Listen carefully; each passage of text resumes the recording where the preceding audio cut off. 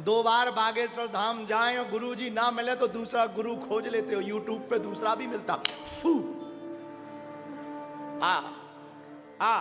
और बढ़िया भी है, हम तो खुश होते हैं। आओ तो वेलकम, ना आओ तो भीड़ कम। बहुत बढ़िया है, अच्छा है, आनंद है। अब देखो यहां कथा में कितना आनंद आ रहा। और ज्यादा पंडाल लगे होते तो बड़ी दिक्कत। एक तो भगवान की कृपा है, जंगल में मंगल है।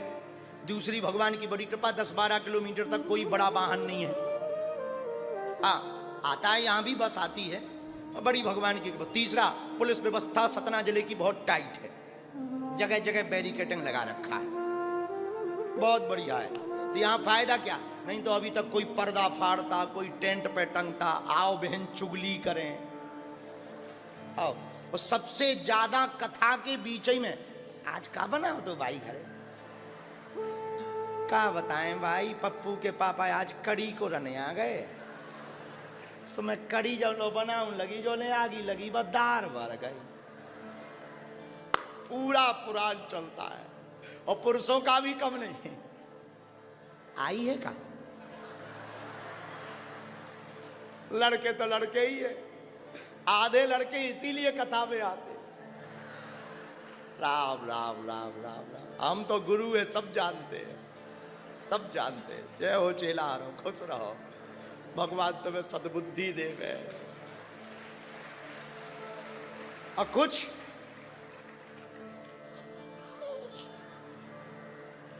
कितनी देर कथा चलेगी? क्यों 1 घंटा? भंडारा कहाँ लगा है? बगल में। तो कुछ लोग तो कथा के बीच ही में 2-3 बार झांक आते हैं, चालू हुआ क्या? अब पूछ भी लेंगे, हेलो है बन गया, आ रहे। ये भी श्रोता है। एक और श्रोता है, घर से चप्पल पहन के नहीं आते, भगवान की कृपा से कथा से खाली हाथ नहीं जाते।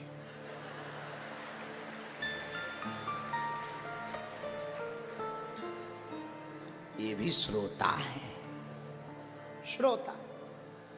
एक और श्रोता है, चूना है क्या?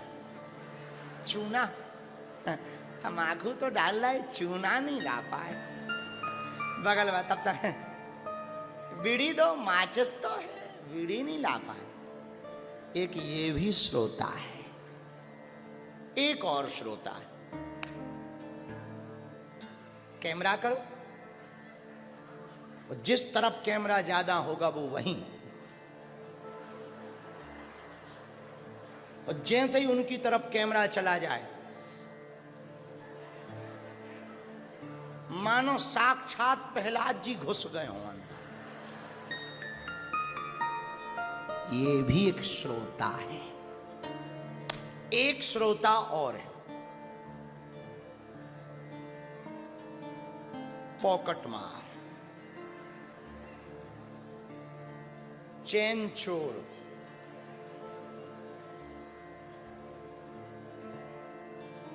कल वो चला गया है,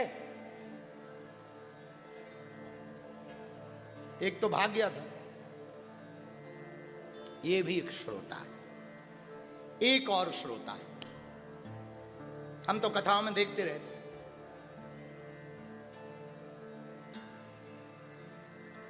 ये श्रोता थोड़ा अलग है।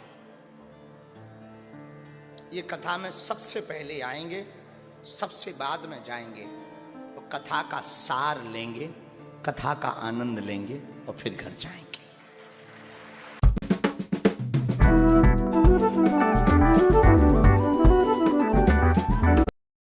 लेंगे और फिर घर जाएंगे। ये असली श्रोता है। पागलो, पानी में डूबोगे तो मृत्यु निश्चित है, पर भक्ति में डूबोगे तो मुक्ति निश्चित है। आप संतरे का रस पी जितना पियोगे, एक सीमा है, इसके बाद उल्टी आने लगेगी, पीते पीते आने लगेगी कि नहीं। गन्ना का रस तुम्हें बहुत पसंद हो और हम तुम्हें बहुत पिलाएं तो एक समय के बाद तुम्हें उकाई भरने लगेगी, उल्टी आने लगेगी। है वो भी रस, बाद में वो गिरने लगेगा और शरीर को ही चिपचिपा कर देगा। लेकिन कथा रस ऐसा है, जितना पियो उतना कम है, और इसको जितना पियोगे उतना आनंद बढ़ेगा। तो कथा में वक्ता को मत पकड़ो, वक्ता के वक्तव्य को पकड़ो। सबरी के गुरु ने एक बार कहा, क्या? राम आएंगे, और सबरी इंतजार करती। 10,000 वर्षों तक सबरी प्रतिदिन झाड़ू लगाती, बेर लाती, फल लाती, फूल से रास्ता को सजाती और बैठ जाती।